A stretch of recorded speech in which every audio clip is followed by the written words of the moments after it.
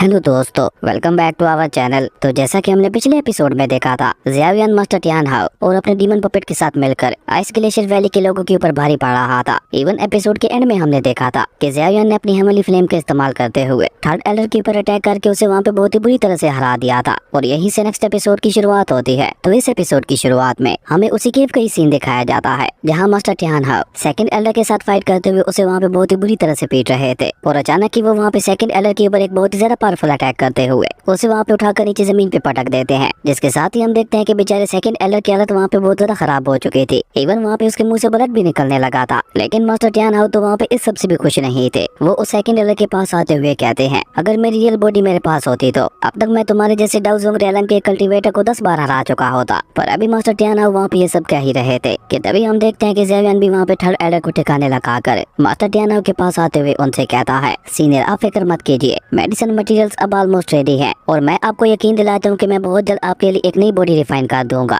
ज़ियावियन की ये बात सुनकर हम देखते हैं कि सेकंड एल्डर को भी वहाँ पे सारा मजरा समझ आ गया था। उसे लगता है कि शायद मास्टर टियान हाओ यहाँ पे अपनी बॉडी को रिफाइन करवाने के लिए ज़ियावियन की मदद कर रहे हैं। इसलिए सेकंड एल्डर जल्दी से वहाँ पे मास्टर टियान हाओ को लालच देते हुए कहता है, सीनियर अगर आपको अपनी बॉडी रिफाइन करवानी है तो मेरी आइस रिवर वैली आपके लिए बॉडी रिफाइन कर देगी। वैसे भी मेरी आइस रिवर वैली बॉडी को रिफाइन करने में बहुत ही ज्यादा माहिर है और मेरी आइस रिवर वैली आपके लिए जो बॉडी रिफाइन करेगी वो कोई आम बॉडी नहीं होगी, बल्कि उसकी एबिलिटीज काफी ज्यादा खास होंगी, जो इस लड़के की रिफाइन की हुई बॉडी से तो काफी ज्यादा पावरफुल होगी। और अगर आप हमारी आइस रिवर वैली के ऊपर एक छोटा सा एहसान कर देते हैं तो मैं आपसे वादा करता हूँ कि मेरी आइस रिवर वैली आपके लिए फ्री में बॉडी रिफाइन कर देगी। सेकंड एल्डर की ये बात सुनकर हम देखते हैं कि मास्टर टियान हाओ वहाँ पे ज़ियावियन की तरफ देखते हैं, जिसपे ज़ियावियन भी अपने हाथ हिलाते हुए कहता है, क्या भला मैं क्या ही बोलूं। जो देखकर मास्टर टियान हाओ जल्दी से वहाँ पे सेकंड एल्डर के पास जाते हुए उससे पूछते हैं, तो बताओ मुझे तुम्हारी आइस रिवर वैली क्या चाहती है। मास्टर टियान हाओ की ये बात सुनकर तो हम देखते हैं कि बेचारे सेकंड एल्डर के फेस के ऊपर एक डबल स्माइल आ चुकी थी, क्योंकि उसे लग रहा था कि शायद उसने यहाँ पे मास्टर टियान हाओ को अपनी बातों में फंसा लिया है। इसलिए वो जल्दी से वहाँ पे ज़ियावियन की तरफ इशारा करते हुए कहता है, सबसे पहले आप हमारी आइस रिवर वैली के लिए इस लड़के को खत्म कर दें और इस पॉइजनस वुमेन को भी हमारी आइस रिवर वैली में ले जाने में मदद करें। सेकंड एल्डर की ये बात सुनकर हम देखते हैं कि मास्टर टियान हाओ वहाँ पे उसके मजे लेते हुए कहते हैं, लेकिन ये तो 2 काम हो गए, तुमने तो बस मुझे एक ही काम करने के लिए बोला था। इसका मतलब है कि तुम मुझे यहाँ पे धोखा दे रहे थे और धोखेबाज लोगों से तो मुझे बहुत ज्यादा नफरत है। और ये कहकर मास्टर टियान हाओ ने अचानक ही वहाँ पे अपनी फायर को समन करते हुए उसकी मदद से दोबारा वहाँ पे सेकंड एल्डर के ऊपर अटैक कर दिया था, जो कि जैसे वहाँ पे सेकंड एल्डर को लगता है तो बेचारा वो दर्द के मारे वहाँ पे तड़पने लगा था। जबकि मास्टर टियान हाओ वहाँ पे बहुत ही कूल तरीके से अपनी फ्लेम को बुझाकर ज़ियावियन के पास जाते हुए उससे कहते हैं, लड़के शुक्र मनाओ कि मैं एक अच्छा इंसान हूँ, वरना अब तक मैंने उस सेकंड एल्डर की बातों में आते हुए तुम्हें यहाँ पे खत्म कर दिया होता। मास्टर टियान हाओ की ये बात सुनकर हम देखते हैं कि ज़ियावियन भी वहाँ पे उनका शुक्रिया अदा करता है और इसी बीच ज़ियावियन का डीमन पपेट भी ग्रेट एल्डर को पीटते हुए वहाँ पे ले आया था, जहाँ उस ग्रेट एल्डर की हालत काफी ज्यादा खराब दिखाई दे रही थी। जबकि वहीं तीसरी तरफ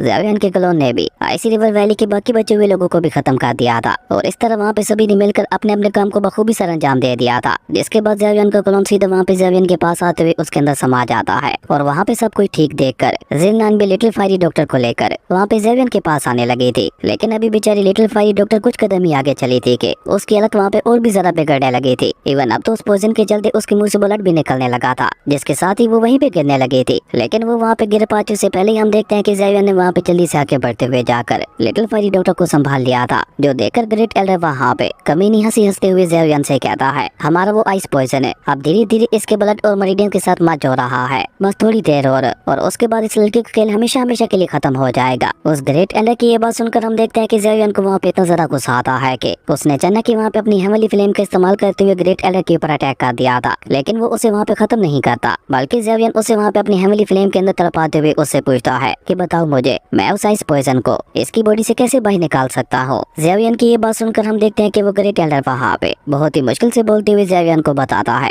कि इस पॉइजन को बाहर निकालने का कोई भी रास्ता नहीं है, अब इसे सिर्फ और सिर्फ हमारी आइस वैली के मास्टर ही ठीक कर सकते हैं। उस ग्रेट एल्डर की ये बात सुनकर ज़ियावियन उसे वहीं पे अपनी हेमली फ्लेम के अंदर जलने के लिए छोड़ देता है और खुद वो वहाँ पे अपने साथियों के साथ बहुत ही तेजी से वहाँ पे उस केव से बाहर जाने लगा था। लेकिन लिटिल फायरी डॉक्टर की हालत वहाँ पे हर गुजरते पल के साथ और भी ज्यादा खराब होती जा रही थी। इसलिए हम देखते हैं कि ज़ियावियन उसे केव के अंदर ही एक छोटे से बने हुए पुल के पास ले आता है, जहाँ पे ले आकर ज़ियावियन ने लिटिल फायरी डॉक्टर को एक बड़े से पत्थर पे बैठा दिया था, जो देखकर ज़िन्नान वहाँ पे परेशान होते हुए लिटिल फायरी डॉक्टर से कहती है, हमारी किस्मत बहुत ही ज्यादा अच्छी थी कि ब्रदर ज़ियावियन यहाँ पे बिल्कुल सही समय पे आ गए, क्योंकि अगर उन्हें यहाँ पे आने में थोड़ी भी देर हो जाती तो अब तक शायद बहुत बुरा हो चुका होता। ज़िन्नान की ये बात सुनकर हम देखते हैं कि लिटिल फायरी डॉक्टर वहाँ पे उसे सवाल करते हुए पूछते, सभी लोग ठीक तो है ना। जिसपे ज़िन्नान की बजाय ज़ेवियन उसे वहाँ पे जवाब देते हुए बताता है कि हाँ सभी लोग बिल्कुल ठीक है, लेकिन अब हमारे पास समय बिल्कुल भी नहीं है, हमें जल्द से जल्द तुम्हारी बॉडी से उस पोजन को बाहर निकालना होगा। और ये कहकर ज़ेवियन वहाँ पे लिटिल फेरी डॉक्टर की मेरिडियंस को चेक करने लगा था। और जब ज़ेवियन को वहाँ पे उस पोजन के बारे में पता चलता है तो ज़ेवियन भी थोड़ा परेशान होते हुए कहता है कि ये आइस पोजन तो बहुत ही ज्यादा अजीब है, पर वो ग्रेट एल्डर झूठ बोल रहा था, इससे वो वैली मास्टर भी तुम्हारी बॉडी से बाहर नहीं निकाल पाता। ज़ेवियन की ये बात सुनकर हम देखते हैं कि जिनलान वहाँ पे जल्दी से बोलते हुए उससे कहती है, ब्रदर ज़ेवियन, मुझे आप पे पूरे यकीन है कि आप यहाँ पे कुछ भी करके लिटिल फेरी डॉक्टर की बॉडी से उस पोजन को बाहर निकाल ही लोगे। जिनलान की ये बात सुनकर हम देखते हैं कि ज़ेवियन भी वहाँ पे उसे कहता है कि ओके ठीक है, तुम फिक्र मत करो, ये सब कुछ तो मेरे ऊपर छोड़ दो। और ये कहकर ज़ेवियन वहाँ पे लिटिल फेरी डॉक्टर को पास में ही बने हुए पूल के अंदर जाने के लिए कहता है, जहाँ जैसे ही लिटिल फेरी डॉक्टर उस पूल के अंदर जाती है तो हम देखते हैं कि उस आइस पोजन की वजह से वो पूल भी वहाँ पे बर्फ में फ्रीज होने लगा था। और लिटिल फेरी डॉक्टर वहाँ पे उस पूल के बीचों बीच जाते हुए ज़ेवियन से कहती है, मैं रेडी हूँ। जिस पे ज़ेवियन अपनी हेमली फ्लेम को समन करते हुए उससे कहता है कि मैं तुम्हारी बॉडी से उस आइस पोजन को बाहर निकालने के लिए अपनी हेमली फ्लेम का इस्तेमाल करने वाला हूँ, और तुम्हें अपनी बॉडी के अंदर मेरी हेमली फ्लेम को असिस्ट करना होगा कि वो पोजन तुम्हारी बॉडी में कहाँ पे मौजूद है। हालांकि इस प्रोसेस में तुम्हें बहुत ज्यादा पेन होगा, लेकिन फिर भी तुम्हें सबक से काम लेते हुए मेरी मदद करनी ही होगी, क्योंकि ये काम हम दोनों को मिलकर ही करना होगा। और ये कहकर ज़ेवियन ने वहाँ पे और ज्यादा देर ना करते हुए जल्दी से अपनी हेमली फ्लेम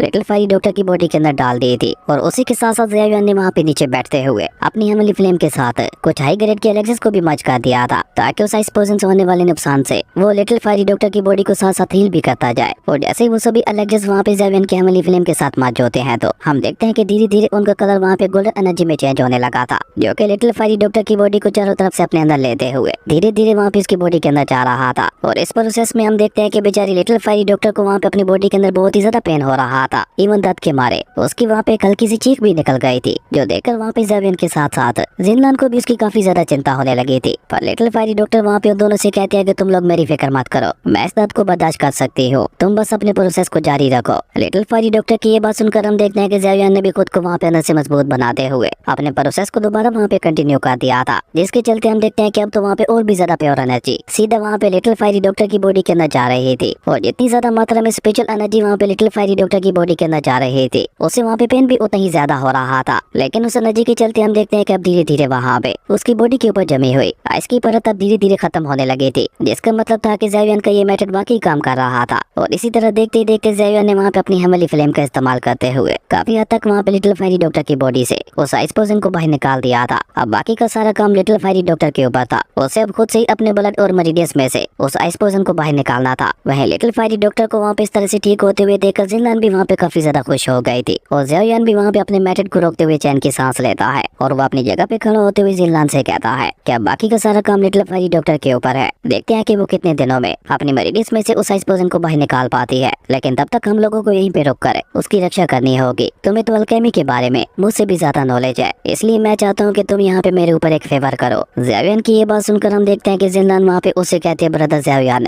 आप जो भी चाहते हैं बस मुझे बता दे, मैं आपकी मदद करने की अपनी पूरी कोशिश करूंगी। जिनलान की ये बात सुनकर हम देखते हैं कि ज़ेवियन अपने पास एक स्क्रॉल को बाहर निकाल कर उसे वहाँ पे जिनलान को देते हुए कहता है कि मुझे कुछ मेडिसिन मटेरियल्स की जरूरत है, जो कि सभी इस स्क्रॉल के अंदर लिखे हुए हैं। ज़ेवियन की ये बात सुनकर हम देखते हैं कि जिनलान वहाँ पे जल्दी से ज़ेवियन के हाथ से वो स्क्रॉल लेते हुए कहती है, ब्रदर ज़ेवियन, आप फिक्र मत करें, मैं आपसे वादा करती हूँ कि मैं बहुत ही जल्द इन सभी मेडिसिन मटेरियल्स को हासिल कर लूंगी, लेकिन उसके लिए मुझे मार्केट में जाना होगा। जिनलान की ये बात सुनकर हम देखते हैं कि ज़ेवियन वहाँ पे अपने डीमन पपेट को बाहर निकालते हुए उससे कहता है कि मेरा डीमन पपेट तुम्हारे साथ आएगा, ताकि रास्ते में तुम्हें कोई भी परेशानी ना हो। ज़ेवियन के डीमन पपेट को देखकर जिनलान भी वहाँ पे ज़ेवियन से वादा करते हुए कहती है कि मैं जितना ज्यादा जल्दी हो सकेगा उन मेडिसिन को लेकर वापस लौटने की कोशिश करूंगी। और ये कहकर जिनलान वहाँ पे और ज्यादा देर ना करते हुए जल्दी से उस डीमन पपेट के साथ उन मेडिसिन को लेने के लिए चली गई थी, जबकि ज़ेवियन वहाँ पे लिटिल फेरी डॉक्टर की बॉडी की तरफ देखते हुए कोल्ड टोन में कहता है, आइस रिवर वैली, इस मैटर को मैं इतनी आसानी से नहीं भूलने वाला, इस मैटर के लिए तो मैं तुम लोगों को कड़ी से कड़ी सजा देने वाला हूँ। खैर उसके बाद सीन चेंज होता है, हमें केव के अंदर उसी जगह का सीन दिखाया जाता है जहाँ पे अभी थोड़ी देर पहले ज़ेवियन और उसके साथियों ने मिलकर आइसी रिवर वैली के लोगों के साथ फाइट की थी। असल में यहाँ पे आइसी रिवर वैली का एक और एलर छानबीन करने के लिए आया हुआ था, जहाँ छानबीन के दौरान उसे पता चलता है कि आइसी रिवर वैली के तीनों एलर्स के साथ साथ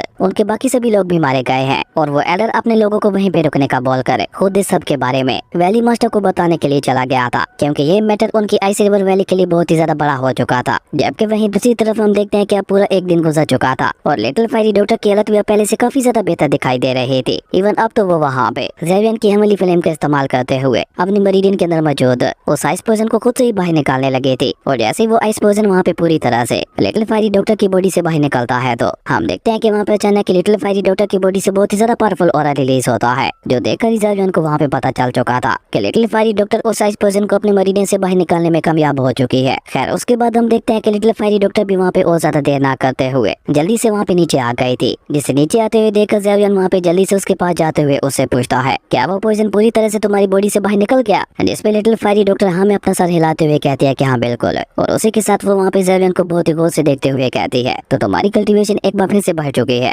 जिसपे ज़ावियन उसे वहाँ पे जवाब देते हुए बताता है कि जब तुम अपनी बॉडी से उस पॉइजन को बाहर निकाल रही थी तो इसी दौरान इस मौके का फायदा उठाते हुए उस मैजिक पॉइजन को अपनी बॉडी के अंदर ऑब्जर्व करते हुए अपनी पावर को बढ़ा लिया, जिसके चलते मैं ब्रेक थ्रू करते हुए डाउजोंग रियलम के 2 स्टार में ब्रेक थ्रू कर चुका हूँ और ये सब कहीं ना कहीं तुम्हारी वजह से ही हुआ है। ज़ावियन की ये बात सुनकर तो हम देखते हैं कि लिटिल फायरी डॉक्टर के फेस के ऊपर स्माइल आ चुकी थी। खैर उसके बाद वो दोनों वहाँ पे उसी पूल के सामने बैठकर एक दूसरे के साथ टाइम स्पेंड करने लगे थे और उन दोनों ने बीते कुछ दिनों की सारी सिचुएशन भी एक दूसरे को समझा दी थी और ज़ावियन तो यहाँ पे बार बार लिटिल फायरी डॉक्टर की तरफ ही देखे जा रहा था, जो महसूस करके लिटिल फायरी डॉक्टर वहाँ पे उससे सवाल करते हुए पूछती है क्या कि तुम बार बार मुझे इस तरह से क्यों देख रहे हो, जिसपे ज़ावियन उसे जवाब देते हुए कहता है कि मैं देखना चाहता हूँ कि तुमने खुद को कितना रिकवर कर लिया है। और ये कहकर ज़ावियन वहाँ पे एक बार फिर से लिटिल फायरी डॉक्टर की पल्स को चेक करने लगा था और ज़ावियन को वहाँ पे ऐसा करते हुए देखकर लिटिल फायरी डॉक्टर वहाँ पे स्माइल करते हुए ज़ावियन का शुक्रिया अदा करती है, जिसपे ज़ावियन भी एक स्माइल के साथ अपने पास एक लेक्चर को बाहर निकाल कर उसे लिटिल फायरी डॉक्टर को देते हुए कहता है कि इस लेक्चर को ले लो, इसे लेने के बाद तुम 2 या 3 दिनों में पूरी तरह से रिकवर हो जाओगी। ज़ावियन की ये बात सुनकर हम देखते हैं कि लिटिल फायरी डॉक्टर ने भी वहाँ पे और ज्यादा देर ना करते हुए जल्दी से वहाँ पे उस लेक्चर को ले लिया था, जिसके बाद ज़ावियन वहाँ पे लिटिल फायरी डॉक्टर से सवाल करते हुए पूछता है कि अब तुम्हारी पॉइजन बॉडी कैसी है, जिसपे लिटिल फायरी डॉक्टर वहाँ पे ज़ावियन को जवाब देते हुए बताती है कि पहले से तो बेहतर ही है और अभी मुझे लगता है कि मेरे पास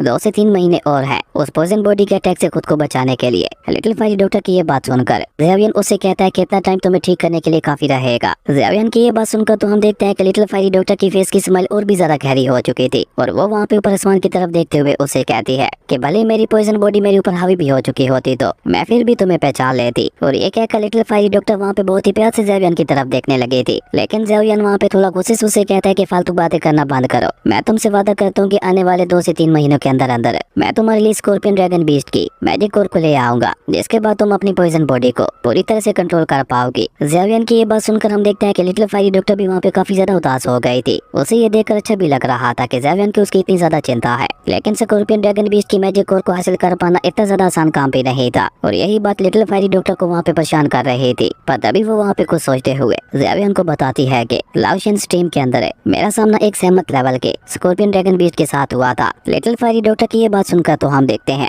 कि ज़ावियन को वहाँ पे एक बहुत बड़ा झटका लगता है। क्या वाकई ही तुम सच कह रही हो, लेकिन तुम वहाँ पे पहुंची कैसे थी और तुम्हारा स्कॉर्पियन ड्रैगन बीस्ट के साथ सामना कैसे हुआ था, जिसपे लिटिल फायरी डॉक्टर वहाँ पे ज़ावियन को जवाब देते हुए बताती है कि वो स्कॉर्पियन ड्रैगन बीस्ट बहुत ही घटिया किस्म का मैजिकल बीस्ट है। असल में उसकी नजर भी मेरी पॉइजनस बॉडी के ऊपर है और ऊपर से उस समय मेरे पीछे आइसी रिवर वैली के लोग भी पड़े हुए थे, तो मैं उस स्कॉर्पियन ड्रैगन बीस्ट के साथ उलझ कर अपनी प्रॉब्लम्स को और ज्यादा नहीं बढ़ाना चाहती थी, इसलिए मैंने वहाँ से निकलना ही बेहतर समझा। लिटिल फायरी डॉक्टर की ये बात सुनकर हम देखते हैं कि ज़ावियन वहाँ पे उससे अगला सवाल करते हुए पूछता है कि वो स्कॉर्पियन ड्रैगन बीस्ट कितना ज्यादा ताकतवर था, जिसपे लिटिल फायरी डॉक्टर उसे वहाँ पे जवाब देते हुए बताती है कि मेरी उसके साथ डायरेक्ट फाइट तो नहीं हुई थी, लेकिन मेरे हिसाब से वो 8 स्टार डाउजोंग रियलम के कल्टीवेटर के जितना ताकतवर होगा। 8 स्टार डाउजोंग का नाम सुनकर तो बेचारे ज़ावियन को भी वहाँ पे एक बहुत बड़ा झटका लगता है और वो थोड़ा परेशान होते हुए लिटिल फायरी डॉक्टर से कहता है कि अगर वो बीस्ट वाकई ही 8 स्टार डाउजोंग रियलम के कल्टीवेटर के जितना ताकतवर है तो फिर तो अगर हम दोनों मिलकर भी उसके साथ फाइट करें तो हमारा उससे जीत पाना इम्पॉसिबल होगा, लेकिन फिर भी मैं उसे हराने का कोई ना कोई रास्ता ढूंढ ही लूंगा।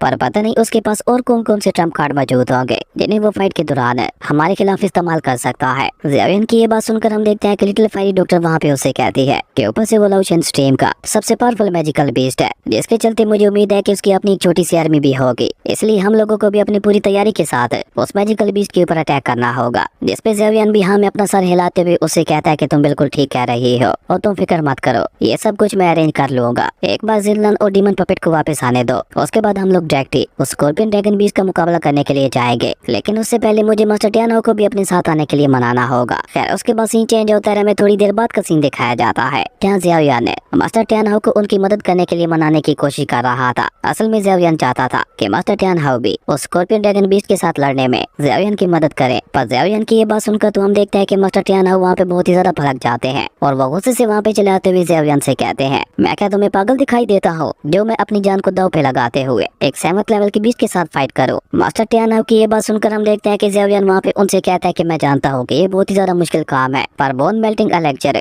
जिसका इस्तेमाल करके मैं आपके लिए बॉडी रिफाइन करने वाला हूँ वो मुझे कहीं से भी नहीं मिल रहा, जिसके चलते मुझे लगता है कि आपकी बॉडी को रिफाइन होने में 2 से 3 साल का और समय लगेगा। ज़ेवियन की ये बात सुनकर हम देखते हैं कि मास्टर टियान हाउ को वहाँ पे उसके ऊपर इतना ज्यादा गुस्सा आता है कि वो वहाँ पे ज़ेवियन को मारने के लिए आगे बढ़ते हैं, लेकिन ज़ेवियन उन्हें वहाँ पे रोकते हुए कहता है कि रुकिए रुकिए, मैं भी असल में आपको इतना ज्यादा इंतजार नहीं करवाना चाहता, पर ये सब मेरे बस में भी तो नहीं है, पर सिर्फ आपके लिए मैं पूरी रात अपने मास्टर याओ लाओ की दी हुई प्रिस्क्रिप्शन को पढ़ता रहा हो ताकि मैं आपकी बॉडी को रिफाइन करने का कोई और रास्ता ढूंढ सकूं, और मुझे आपकी बॉडी को रिफाइन करने का एक रास्ता मिल भी चुका है, पर उसके लिए हमें उस स्कॉर्पियन ड्रैगन बीस्ट को मारना होगा। अगर हम उसे मार देते हैं तो मैं आपके लिए न सिर्फ बोन मेल्टिंग पिल को बना लूंगा बल्कि उसी के साथ साथ यिन यांग लाइफ सोल पिल को भी तैयार करूंगा। अब ज़ेवियन की ये सारी बातें सुनकर तो हम देखते हैं कि मास्टर टियान हाउ की आंखें भी वहाँ पे खुशी के मारे चमकने लगी थी, और जैसे ही वो मारने के लिए तैयार होते हैं तो ज़ेवियन उसे कहता है लेकिन अभी भी वही समस्या है, इन पिल्स को बनाने के लिए मुझे स्कॉर्पियन ड्रैगन बीस्ट का ब्लड चाहिए होगा, और उसका ब्लड हासिल करने के लिए हमें सबसे पहले उसे खत्म करना होगा। पर क्योंकि आप उस स्कॉर्पियन ड्रैगन बीस्ट के साथ फाइट नहीं करना चाहते, इसलिए मैं भी आपको ऐसा करने के लिए फोर्स नहीं करूंगा, और माफ कीजिएगा अब आपको अपनी बॉडी के लिए 2 से 3 साल का और इंतजार करना होगा। यहाँ पे ज़ेवियन ने बहुत ही चालाकी से मास्टर टियान हाउ को पूरी तरह से अपनी बातों में फंसा लिया था,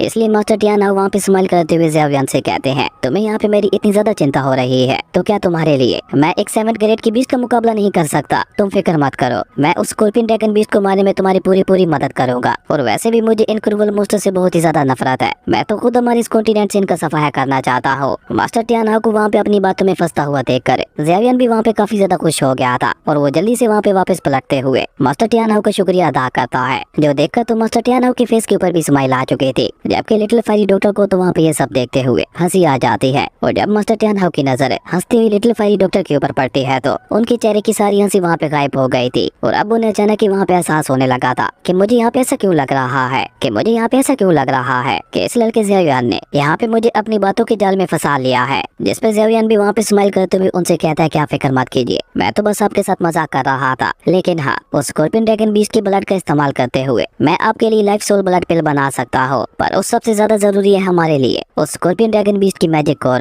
जिसका इस्तेमाल करते हुए मैं अपने इस दोस्त की जान बचाना चाहता हूँ, और इस तरह अगर हम मिलकर उस स्कॉर्पियन ड्रैगन बीस्ट को खत्म कर देते हैं तो हम लोग एक ही तीर के साथ दो शिकार कर लेंगे। ज़ेवियन की ये सारी बातें मास्टर टियान हाउ को भी सही लगती है, इसलिए वो भी ज़ेवियन की मदद करने के लिए तैयार हो जाते हैं, लेकिन अभी वो लोग वहाँ पे इसी तरह से आपस में बातें कर ही रहे थे कि तभी उन्हें वहाँ पे जिनलान की आवाज सुनाई देती है, जिसके चलते हम देखते हैं कि उन तीनों का ही ध्यान वहाँ पे उसी तरफ चला गया था जहाँ पे जिनलान बहुत ही तेजी से उस डीमन पपेट के साथ उड़ते हुए आ रहे थे, लेकिन जिनलान वहाँ पे काफी ज्यादा घबराई हुई दिखाई दे रहे थे। वो जल्दी से वहाँ पे ज़ेवियन के पास आते हुए उससे कहती है कि एक बुरी खबर है, जब मैं मार्केट में आपकी बताई हुई मेडिसिन को खरीद रही थी तो तब मुझे वहाँ पे पता चला कि आइस रिवर वैली के लोग अब आपके पीछे पड़ चुके हैं, और इवन उन लोगों ने आपको अरेस्ट करने के लिए अपने टॉप ग्रेड के डाउजोंग रेलम के कल्टीवेटर्स को भी भेजा है। जिनलान की सारी बातें सुनकर हम देखते हैं कि ज़ेवियन भी वहाँ पे गुस्से से उसे कहता है कि उन लोगों के बारे में तुम फिक्र मत करो, उनके साथ बाद में मैं खुद ही अपना हिसाब किताब क्लियर कर लूंगा, पर उससे पहले हमें स्कॉर्पियन ड्रैगन बीस्ट का मुकाबला करना होगा, क्योंकि अभी हमारे लिए सबसे ज्यादा जरूरी वो स्कॉर्पियन ड्रैगन बीस्ट ही है। अगर एक बार हमने स्कॉर्पियन ड्रैगन बीस्ट को खत्म कर दिया तो मैं सीनियर टियान हाउ की बॉडी को रिफाइन कर दूंगा, और अगर सीनियर टियान हाउ की बॉडी रिफाइन हो जाती है तो हम लोग मिलकर बहुत ही इजीली पूरी आइस रिवर वैली को ही डिस्ट्रॉय कर सकते हैं। ज़ेवियन की ये बात सुनकर हम देखते हैं कि मास्टर टियान हाउ भी हमें अपना सर हिलाते हैं। खैर ये सब कहने के बाद ज़ेवियन वहाँ पे जिनलान से कहता है कि हम लोग स्कॉर्पियन ड्रैगन बीस्ट का शिकार करने के लिए जा रहे हैं, जो कि बहुत ही ज्यादा खतरनाक और पावरफुल है, इसलिए मैं नहीं चाहता कि तुम हमारे साथ आकर अपनी जान को खतरे में डालो, तो इसलिए तुम यहीं पे रुककर हमारा इंतजार करना, हम लोग बहुत ही जल्द उस स्कॉर्पियन ड्रैगन बीस्ट को खत्म करके वापस आएंगे। जिसके लिए हम देखते हैं कि जिनलान भी मान गई थी, जो देखकर ज़ेवियन भी वहाँ पे और ज्यादा देर न करते हुए जल्दी से अपने साथियों के साथ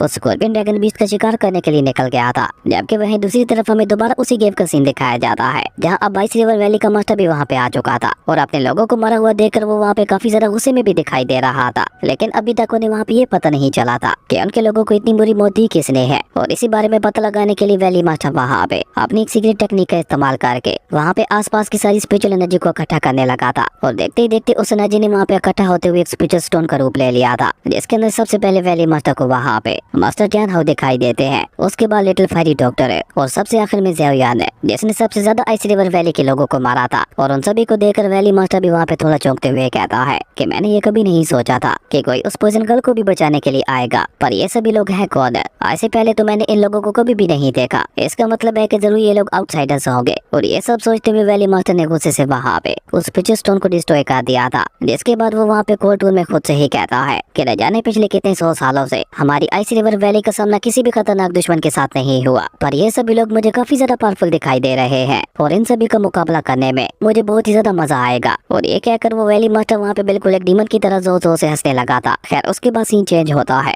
और हमें उस स्कॉर्पियन ड्रैगन बीस्ट के ठिकाने का सीन दिखाया जाता है, जहाँ ज़ेवियन भी लिटिल फेरी डॉक्टर के साथ वहाँ पे पहुंच चुका था, जहाँ उन्हें अपने सामने एक स्कॉर्पियन कैसल दिखाई देता है, जो कि दिखने से काफी ज्यादा बड़ा और खतरनाक दिखाई दे रहा था। इसलिए लिटिल फेरी डॉक्टर और ज़ेवियन दोनों वहाँ पे उसी तरफ चले जाते हैं, जहाँ थोड़ा आगे बढ़ते हुए लिटिल फेरी डॉक्टर ज़ेवियन से कहती है कि अब तक तो स्कॉर्पियन ड्रैगन बीस्ट को हमारे सामने आ जाना चाहिए था, जिसपे ज़ेवियन उससे कहता है कि तुम फिक्र मत करो, मैंने अपना ऑरा रिलीज करके ही रखा हुआ है, वो बहुत ही जल्द हमारे ऑरा को महसूस करते हुए हमारे सामने आ जाएगा। और अभी ज़ेवियन वहाँ पे ये सब कह ही रहा था कि तभी हम देखते हैं कि अचानक की वहाँ की सारी जगह हिलने लगती है और उसी के साथ साथ उन्हें वहाँ पे स्कॉर्पियन ड्रैगन बीस्ट के हंसने की आवाज भी सुनाई दे रही थी। और तभी वो वहाँ पे एक बहुत ही खतरनाक एंट्री लेते हुए लिटिल फेरी डॉक्टर से कहता है, लिटिल ब्यूटी, मैंने ये कभी नहीं सोचा था कि तुम खुद मुझसे यहाँ पे मिलने के लिए आओगी। और ये कहकर जैसे ही वो स्कॉर्पियन ड्रैगन बीस्ट वहाँ पे अपने असली रूप में आता है तो हम देखते हैं कि वहाँ पे उसकी बॉडी से बहुत ही ज्यादा पावरफुल ऑरा निकलने लगा था। और इसी के साथ हमें वहाँ पे स्कॉर्पियन ड्रैगन बीस्ट का फर्स्ट लुक दिखाया जाता है, जो कि दिखने में काफी ज्यादा खतरनाक और विशाल दिखाई दे रहा था। और इसी कमाल के सीन के साथ हमारी अमेजिंग एपिसोड यहीं पे खत्म हो गया था। दोस्तों अगर आपको ये वीडियो अच्छी लगी तो लाइक कर दें और अगर चैनल पे नए आए हो तो सब्सक्राइब करते जाना। तो मिलता है एक नई वीडियो में, तब तक के लिए बाय।